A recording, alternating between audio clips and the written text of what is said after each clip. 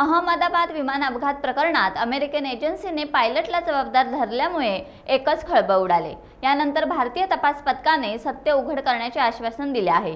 या अनुषंगाने तपास सुरू झाला असून क्रॅश झालेल्या अहमदाबाद लंडन विमानाच्या मागील भागात तपास अधिकाऱ्यांना धक्कादायक पुरावा सापडला आहे। यामुळे तपासाचा अँगल डायरेक्ट उलट दिशेला फिरला आहे। 12 जून 2025 रोजी अहमदाबादमध्ये झालेल्या एअर इंडिया विमान अपघाताच्या चौकशी अहवालावरून जगभरात खळबळ उडाली आहे। सरदार वल्लभभाई पटेल आंतरराष्ट्रीय विमानतळावरून उड्डाण घेतल्यानंतर अवघ्या 26 सेकंदात एअर इंडियाचे बोईंग 787-8 ड्रीमलाइनर विमान कोसळले। विमानातील 240हून अधिक लोकांचा या अपघातात मृत्यू झाला। चमत्कारिकरित्या एका प्रवाशाचा जीव वाचला। या अपघातात जमिनीवर असलेल्या इतर अनेक लोकांचाही मृत्यू झाला।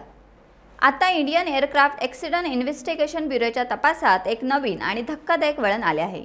विमानाच्या मागील भागाच्या ढिगाऱ्यात मर्यादित विद्युत आगीच्या खुणा आढळल्या आहेत, ज्यामुळे तपासाची दिशा बदलली आहे। ही दुर्घटना विद्युत यंत्रणेतील बिघाडामुळे झाल्याचा संशय व्यक्त केला जातोय। या खुलाशामुळे तपास अधिकारी अचंबित झाले आहेत, कारण हे अपघाताचे मुख्य कारण असू शकते। AIBच्या प्राथमिक अहवालानुसार 12 जुलै रोजी विमानाने उड्डाण केल्यानंतर 3 सेकंदांनी दोन्ही इंजिनांचे इंधन नियंत्रण स्विच रन पोझिशनवरून कट ऑफ पोझिशनवर गेले, ज्यामुळे इंधन थांबले। कॉकपिट व्हॉइस रेकॉर्डरमध्ये एका पायलटचा "तुम्ही इंधन का कापले?" आणि दुसऱ्याचे "मी नाही केले" अशा प्रकारचे संभाषण समोर आले आहे। हे गूढ अधिकच वाढले आहे।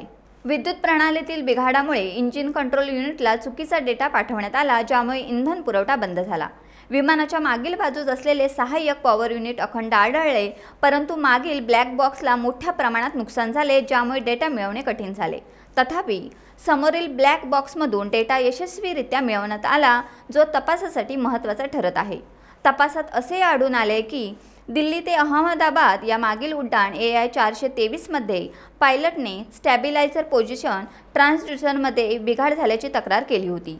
हा सेन्सर विमानाचा आवाज नियंत्रित करतो आणि फ्लाइट कंट्रोल सिस्टमला डेटा पाठवतो। अहमदाबादमधील देखभाल अभियंत्याने त्याची चौकशी केल्यानंतर उड्डाण मंजूर केले होते, परंतु आता तपासकर्ते या सेन्सरच्या बिघाडाचे कारण विस्तृत विद्युत प्रणालीतील समस्येशी जोडत आहेत। विमानाच्या शेपटीच्या ढिगाऱ्यात सापडलेले APU ट्रान्सड्यूसर आणि रडर तपशीलवार विश्लेषणासाठी जतन करण्यात आले आहेत।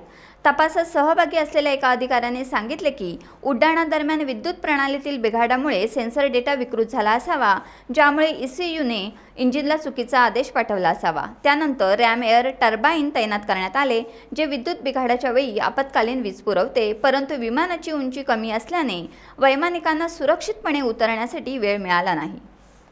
टाइम्स डिजिटलला लाईक करा, शेअर करा, सबस्क्राईब करा आणि बेल आयकॉन दाबायला विसरू नका। Times digital.